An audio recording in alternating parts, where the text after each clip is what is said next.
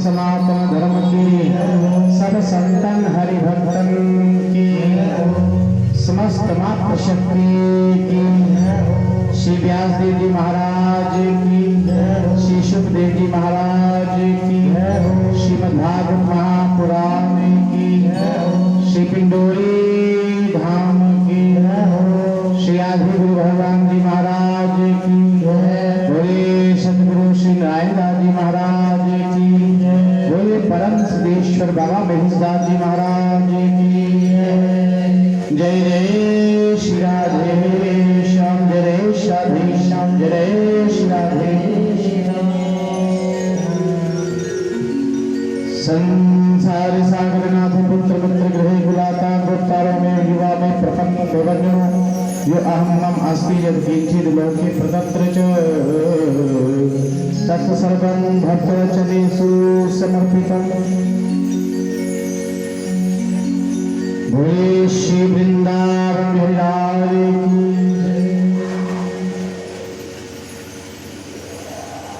श्री भगवान की बाणमय प्रतिमूर्ति शौर्यमय प्रतिमूर्ति के समक्ष में विराजमान हमारे प्रेम में स्नेह में मातृ शक्ति एवं अन्य श्रोतागणों के हृदय में विराजमान ठाकुर जी को कोटि कोटि नमन। महाप्रकृति के परम पावन तट पर श्री सुखदेव जी महाराज राजा परीक्षित को भगवान के विवाह की परम मंगलमय आनंदमय लीलाओं का रस आस्वादन करवा रहे हैं। ठाकुर जी ने विवाह किया, रुक्मिणी के साथ में हरण किया और फिर द्वारिका में आकर विवाह किया। महाराज विवाह भी 6 प्रकार के हैं। प्रजापति विवाह, उसके बाद ब्रह्म विवाह, ये सबसे श्रेष्ठ माने गए क्योंकि एक कन्या का पिता को दाता बनने का सौभाग्य प्राप्त होता है। वो घर को घर में बुलाकर बेटी का हाथ उसके हाथ में देता है और कहता है धर्म का निर्वाह करो, गृहस्थ का निर्वाह करो। ये विवाह सबसे श्रेष्ठ माना गया है।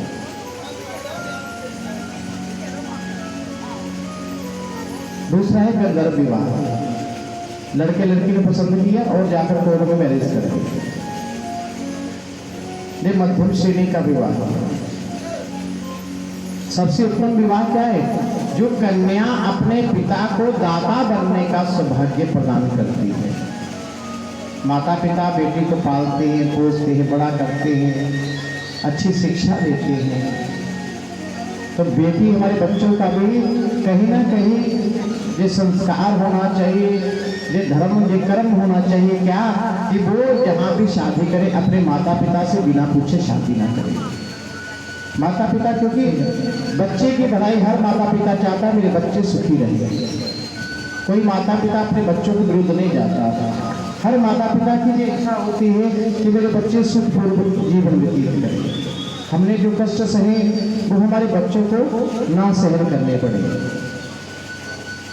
ठीक है। लेकिन अच्छे संस्कार ना मिल पाए तो मैया जिस बेटी को पाला पोसा, जिस बेटी को पाला पोसा कोर्ट में जाकर मैरिज कर। ठाकुर जी को पता था कल को लोग देखा देखी में ऐसा काम करेंगे, तो ठाकुर जी ने क्या किया, रुक्मिणी का हरण किया, लेकिन अपनी इच्छा से नहीं। किसकी इच्छा से? क्योंकि लड़की के पिता भी चाहते थे, भीष्मक भी चाहते थे, माँ भी चाहती थी कि हमारी बेटी का विवाह भगवान श्री कृष्ण के साथ है। लड़की की भी इच्छा। फिर हरण तो किया, लेकिन ठाकुर जी ने गंधर्व विवाह नहीं किया, कोर्ट मैरिज नहीं की महाराज।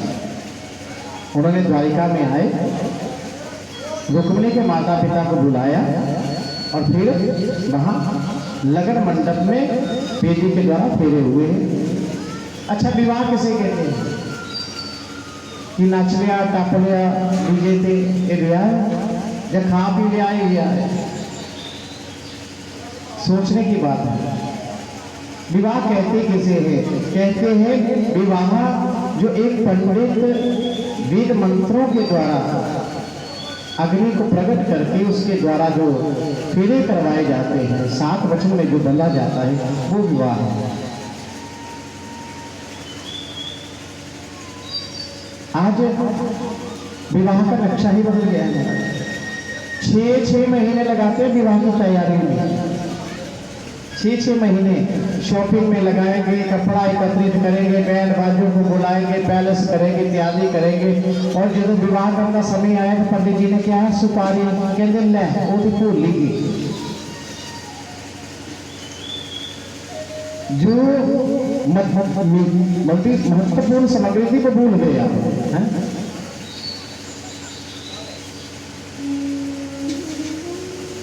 और जो जिसकी जरूरत नहीं है, बैंड बाजा, फजूल खर्चा है, साल 35, 50, 100 साल एक दूसरे की देखा देखी। पैलेस में स्थान शुद्ध नहीं होता भैया, वहां शराब भी चलती है, मांस भी चलता है। शास्त्र कहता है पैलेस बुक करो, खाओ पियो, लेकिन फेरे जो हैं, जो अग्नि प्रकट, जो लगन होते हैं, ये अग्नि वेदी जो है ये घर में ही, जहाँ किसी मंदिर में या किसी गौशाला में ही फेरे होने चाहिए। अब इतने पवित्रता से हम जैसे यज्ञ करते तो यज्ञ हर जगह थोड़े होते। क्या बुजुर्ग खानों में यज्ञ होंगे? क्या शराब के पीतों में यज्ञ होंगे? भगवान को पुकारने के लिए, बुलाने के लिए हम किसी मेहमान को बुलाएं तो हमको पता है जी आज साढ़े मेहमान आने तो घर की पूरी सफाई करते हैं। कितने खिलारा ना लग जाए, कितने कपड़े का ढेर ना लग जाए, किसी वो ना लग जाए, हाय उन्होंने कहना है गंद पाया, तो सफाई में लग जाते ना। तो भगवान जिस स्थान पर आने हैं, क्या उस स्थान पर फिर शराब बिक्री होनी चाहिए? या शराब पिए हुए 2-4 इधर लेटे हो, 2-4 इधर लेटे हो, 2-4 उधर जूता चप्पल चला रहे हो, भगवान आएंगे? यही कारण है कि विवाह के अवसर पर हमारी बेटियों का जो विवाह होता है, गृहस्थी पूर्ण रूप से सुखमय नहीं होती, ज्यादा से ज्यादा डिवोर्स, तलाक हो रही है।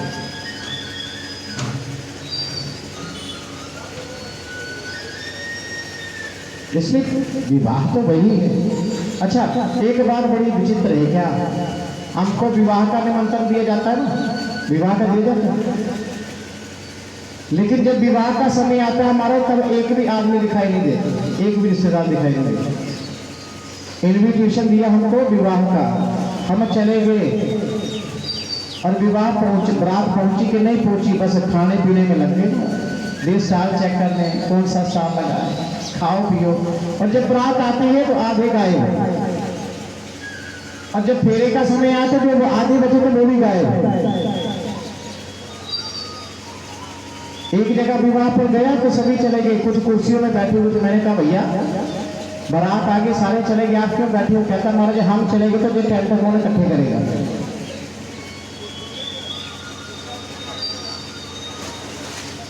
हमको निमंत्रण दिया विवाह का, लेकिन विवाह में तो हम शामिल होते नहीं। कितनी विचित्र बात है।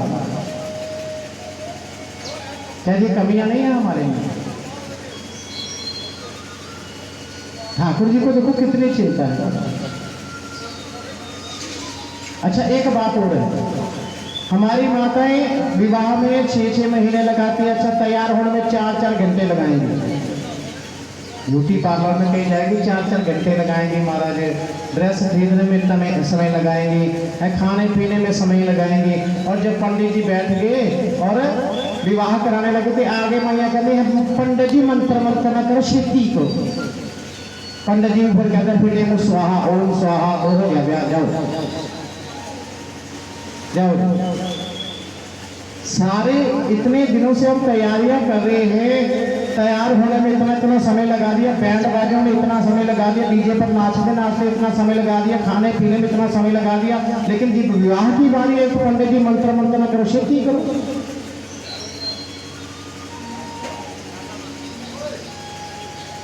वहां पंडित जी बेचारे क्या करें? तो कम से कम हमको भी देखना चाहिए। जिस गृहस्थी का हमने निर्वाह करना है, वेद मंत्रों का जहाँ उच्चारण होना है, वहां से आराम से बैठ कर गए पंडित जी आप पूर्ण विधि से विवाह करवाइए, जितना समय लगता लगे पूर्ण विधि से, ताकि विवाह के बाद हमारे बच्चे सुखी रहे, किसी चीज की इनको दिक्कत ना आए।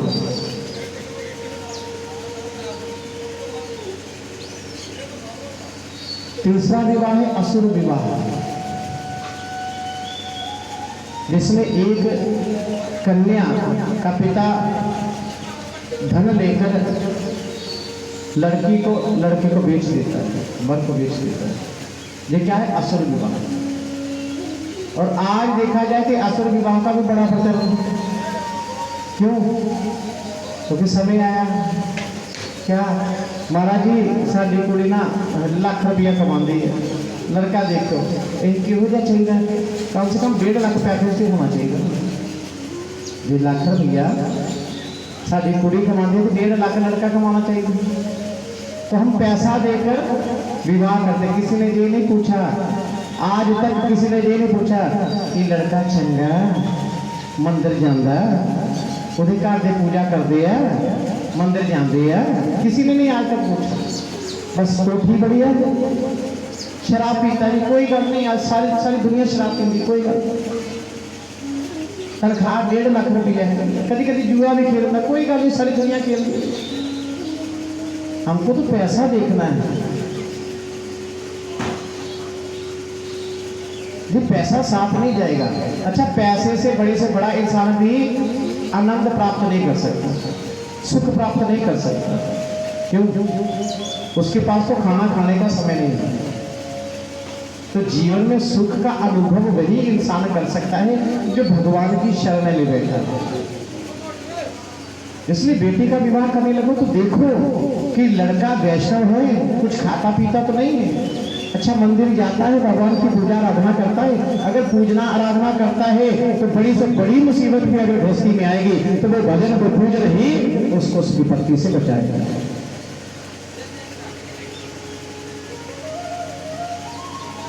और सही पूछो ना तो आज जो हम पढ़ाई करवा रहे हैं ना, इस पढ़ाई को करके हमारे बच्चे पैकेज बन रहे हैं। कोई 1.5 लाख का पैकेज, कोई 2 लाख का पैकेज नहीं, पैकेज ही बन रहे हैं।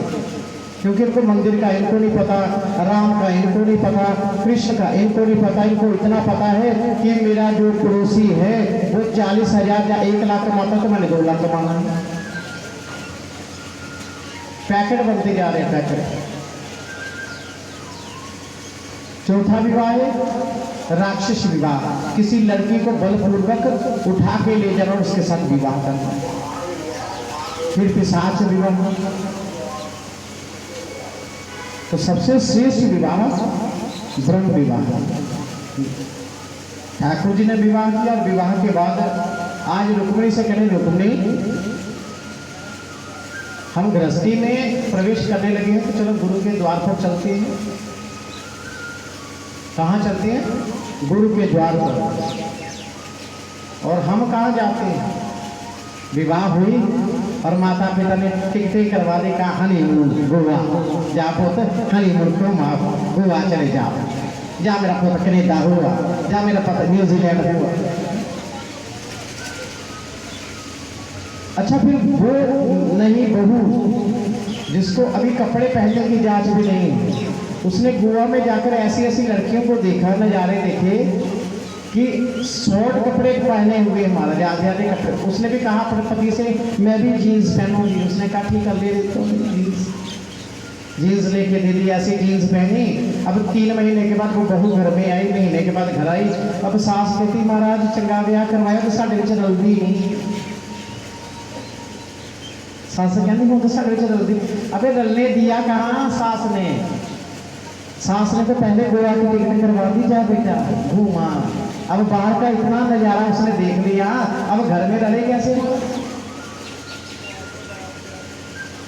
जहाँ शास्त्र कथाएं कहती है क्या कि बेटी का विवाह हुआ है तो आप पहले आए हैं तो गुरु महाराज का आशीर्वाद दिलाओ, भजन पूजन में लगाओ, घर के कुछ संस्कार उसको सिखाओ और उसके बाद जहाँ भेजना भी, कोई दिक्कत थोड़ी है। लेकिन पहले घर के माहौल को समझ ले, सास को समझ ले, ससुर को समझ ले, घर का काम समझ ले, भगवान की आराधना समझ ले, एक दूसरे का व्यवहार समझ जाएगी तो फिर वो बिगड़ेगी नहीं।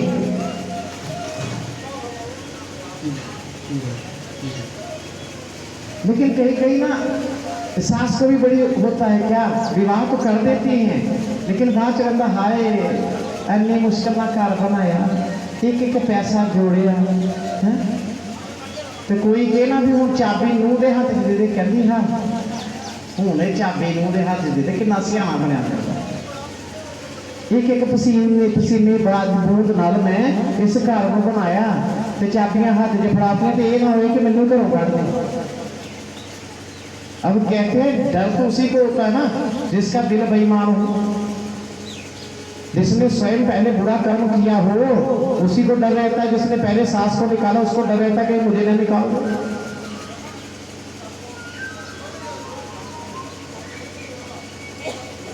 तो विवाह हो जाए, संसार किसी के बिना नहीं रुकता मैया। हम तो कह देते हैं मेरे बिना एक काम नहीं हो सकता। माता पिता के सामने जब बच्चे बड़े हो जाते हैं ना तो हम कहते हैं ले भाई काम मैं ही कर लिया, मेरे बगैर काम नहीं हो सकता। तो बच्चे कहते कोई कितने बाहर जाओ, कितने महीना 2 महीने तक कारोबार चला के इसने चलाते कितना जाके दसो कितने बाहर जाओ, जहाँ सदोगे तो हम दसने कारोबार कितना चलाते। इसलिए विवाह हो गया तो आपको चाहिए कि घर की जिम्मेवारियों से मुख मोड़ो और भगवान की तरफ मन को जोड़ो।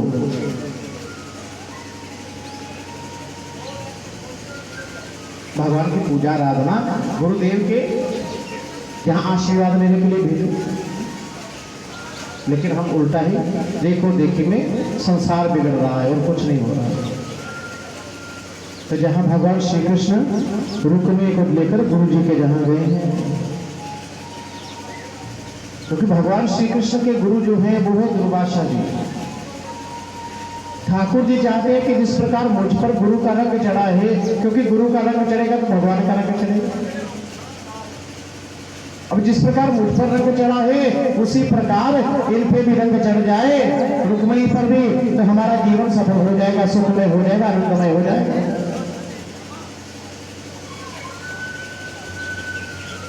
क्योंकि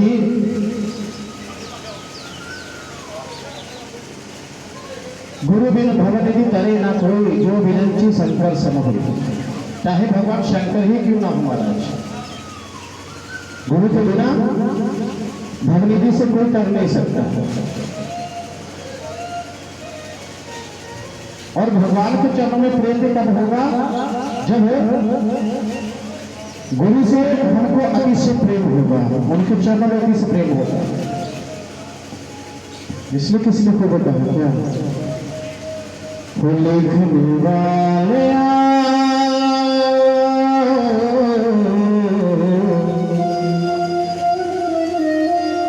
लिखने वाले तू होगी दयाल लिख दे मेरे दिल विच जुड़ जा तू प्यार लिख दे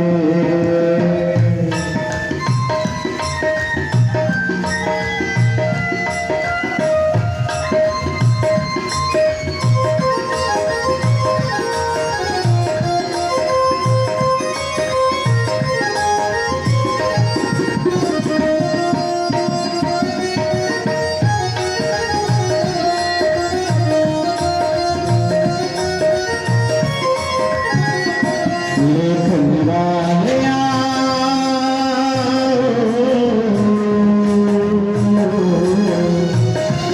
लिखने वालिया तू होगी दयाल लिख दे मेरे दिल विच जुड़ जा तू प्यार लिख दे मेरे दिल विच जुड़ जा तू प्यार लिख दे लिख दे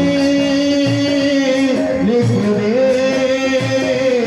लिख दे लिख दे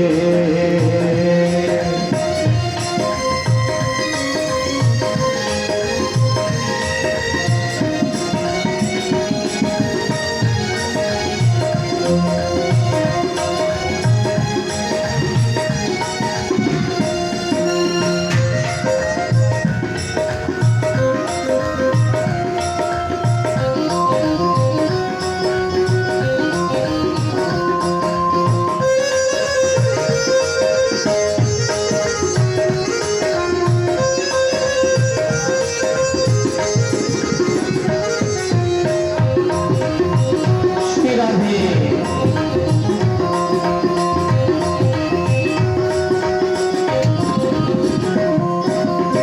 हाथ बिच लिख दे सेवा करा दे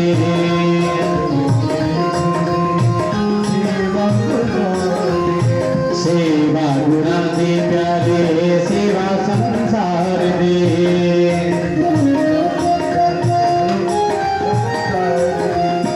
हाथ बिच लिख दे सेवा गुणा दे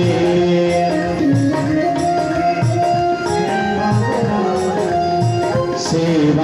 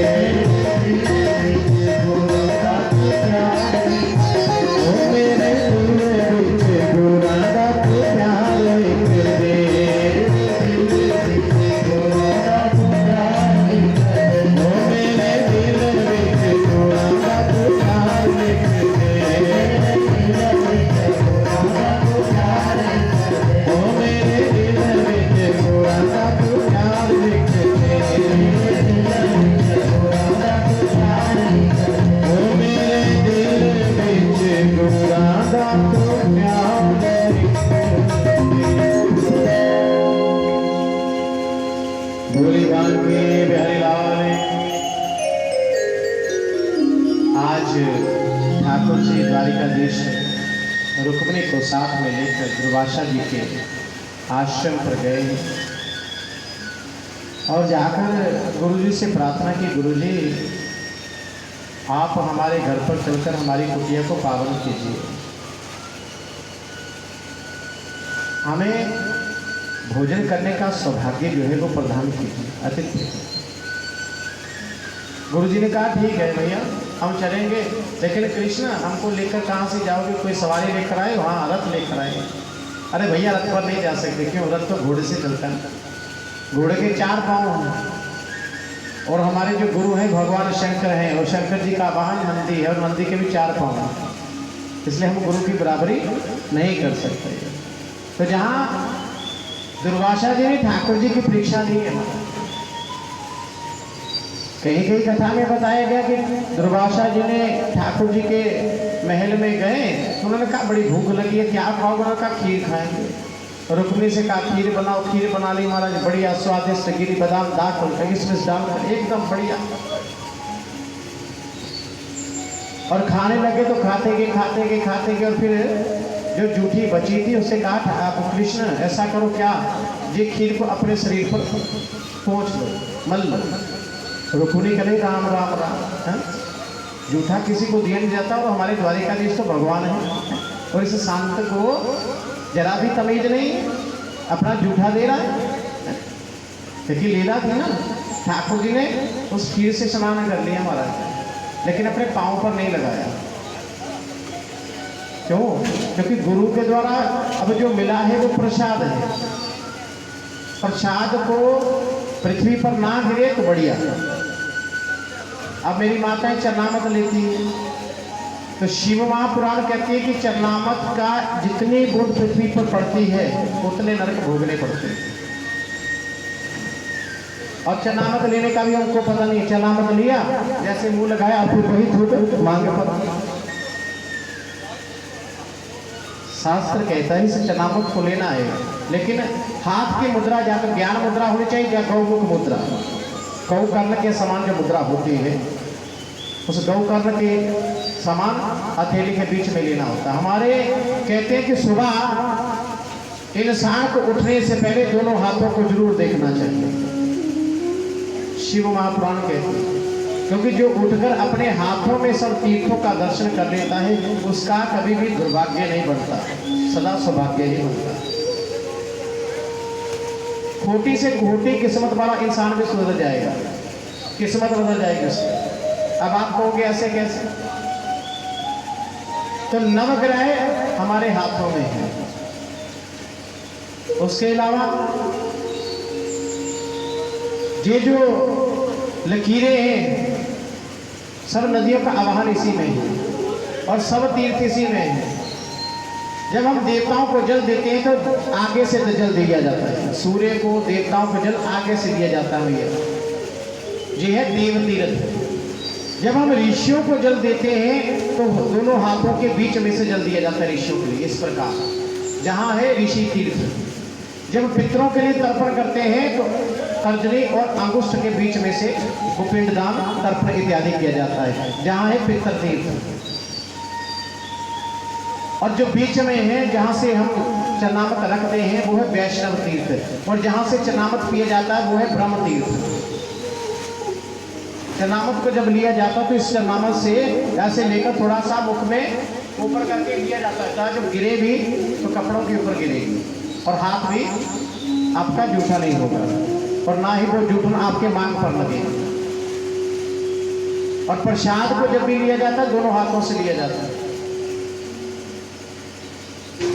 मैंने पहले भी कहा था कि संत और भगवान के सामने जाओ तो दोनों हाथों को जोड़ो, कभी एक हाथ करोगे तो पाप लगेगा। क्यों? क्योंकि भगवान एक दाने जब किसी को दान करता है तो दोनों हाथों से लौटाता है, और पात्र को भी चाहिए कि लेने वाला भी दोनों हाथों से ले।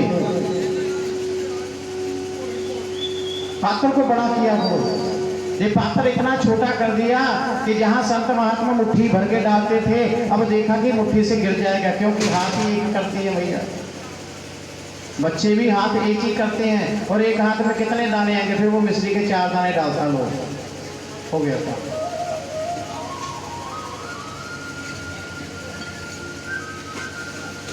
तो सुबह उठो और उठकर सबसे पहले अपने हाथों का दर्शन करो और बोलो, कर अग्रे माँ लक्ष्मी, कर मध्य तू सरस्वती, कर तल मूले तू गोविंद, और प्रभाता कर दर्शन। जो सुबह अपने हाथों में 3 देवताओं के दर्शन कर लेता है और फिर दोनों हाथों को आपस में मलकर अपने मुख पर लगा लेता है, उसको जीवन भर क्रीम लगाने की जरूरत नहीं पड़ती। कभी करके देखना। जैसी सुंदरता आपकी बनी है वो वैसी ही बनी रहेगी। मेकअप करने वालों का दिन में कुछ मुख और होता है, रात को कुछ और होता है। इसलिए शादियों में इंसान बड़ा सुंदर लगता है, लेकिन अच्छे कपड़े ना पहने हो तो बदसूरत लगता है। लेकिन संत महात्मा का चेहरा जैसा है वैसा ही रहता है, चाहे उसे कोट पहने में डालो तो चाहे धोती कुर्ते में डालो। बोली वृंदावन बिहारी लाल। तो कहा, अब वो जो स्नान किया तो रुक्मिणी ने पांव पर जो है वो ठाकुर जी ने नहीं बोला, रुक्मिणी ने हंसी कर दी। दुर्वासा जी को क्रोध का भंडार है, क्रोध आ गया। रुक्मिणी, तुमने प्रसाद का अनादर किया है, पति के ऊपर हंसी की है, गुरु की महिमा को जाना नहीं, इसलिए जहाँ सृष्टि में बहुत से मंदिर बनेंगे लेकिन तो कृष्ण के साथ किसी भी मंदिर में दिखाई नहीं देंगे। जहाँ तो राधा, जहाँ सत्य बाबा दिखाई देंगे। और दुर्वासा जी ने कहा, कृष्ण तुमने मेरे प्रसाद को सारे शरीर पर लिया, पांव पर नहीं लगाया, इसलिए तुम्हारा सारा शरीर वज्र का हो गया। कोई भी शस्त्र अस्त्र जो है वो तुम्हारे शरीर पर प्रभाव नहीं डालेगा, लेकिन तुम्हारे पांव का तलवा इतना नाजुक होगा कि जब भी कोई बाण इत्यादि लगेगा तुम्हारे पांव के तलवे में लगेगा, तभी तुम्हारी शरीर की हानि होगी, अन्यथा नहीं होगी। इसी प्रकार रथ को खिंचवाया गया